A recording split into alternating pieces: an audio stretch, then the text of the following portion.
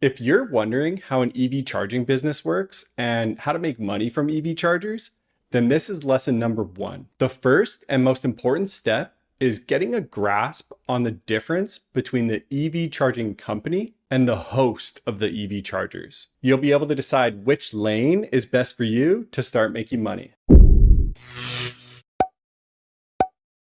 Honestly, when I first started in the EV charging industry, I was pretty confused about how this all works. It took me a minute to learn about all the different parts and how they fit together. This is an important foundation to understand the rest of the market. Today, we're talking about level 2 chargers. And if you don't know the difference between level 1, level 2, and level 3, I have another video going into much more detail. Just a really quick recap. Level 1 chargers are super slow and they're used for home use. Level 2 chargers are faster and they're the most common chargers you see out in public. And level 3 chargers are the fastest and you can't miss these things. They're the giant boxes that you see on the side of the road, usually near highways, and they're great for powering up really quick for long distance trips. Next, the best way to look at what we're about to discuss and to truly understand the market is through the lens of what we're actually selling here, and that's electricity. Of course, EV chargers are providing the service of charging your car, but the true commodity here is electricity. The chargers are just a contraption for which the electricity is flowing through, if you will. Okay, first up, what is a site host? A site host is essentially the location that the EV chargers are placed. EV drivers will visit the site host to charge their car. Most commonly in public, you'll see site hosts as grocery stores or businesses, maybe restaurants. They could also be strata buildings or really even your house if you felt like it. The site hosts, or let's just keep things simple and call them the hosts. The hosts hold a lot of power, and this is because they pay for the electricity bill. Now remember, electricity is the true commodity here. Whoever's name is on the electricity bill is the center to where all the money is flowing. The host of the EV chargers also hold power because they determine the price to use the chargers. They set the fee to charge. In theory, when someone pays to use the chargers, the money goes to the host. But where do the EV chargers come from and who sets everything up?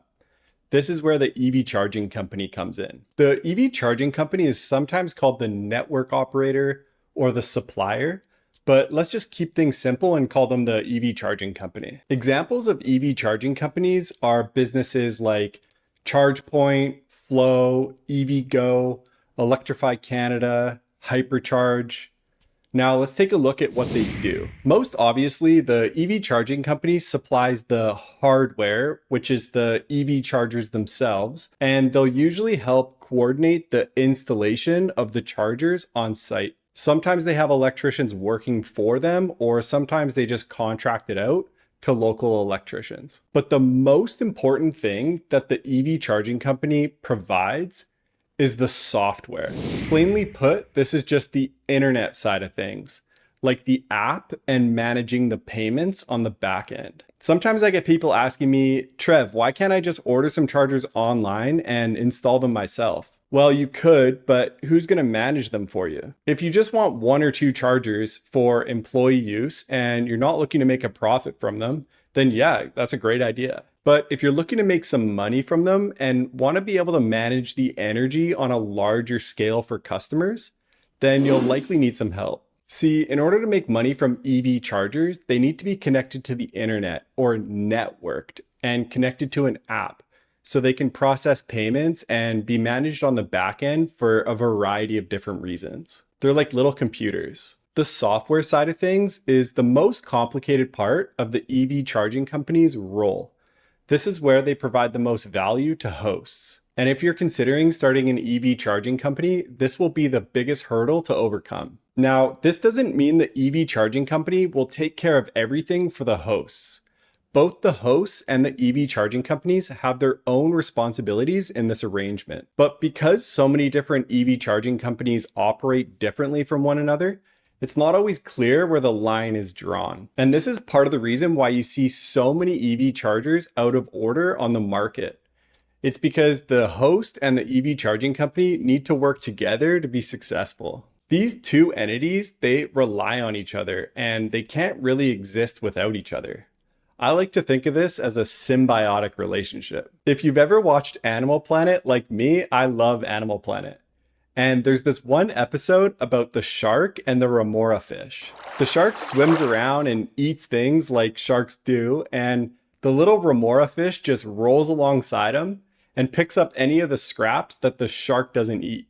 The little remora fish also helps the shark by cleaning him and eating all the bacteria off of him, so it keeps him nice and healthy. The shark knows that he could easily just mow this little fish, but he knows if they work together, they'll both live their best lives. And this is how I think about the relationship between the EV charging company and the host of the EV chargers. Even though it's kind of an outrageous example, there's a push and pull between them because they're both going after some of the same resources, but they also need each other in order to be successful. Although they work together, they're not exactly on the same team.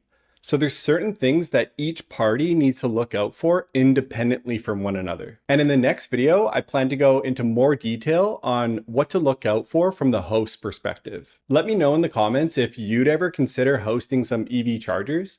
And if you have any questions, I'd be happy to help. If you want to keep following the journey, please subscribe to the channel for more. Thanks so much for checking in, and I'll catch you on the next one. Cheers.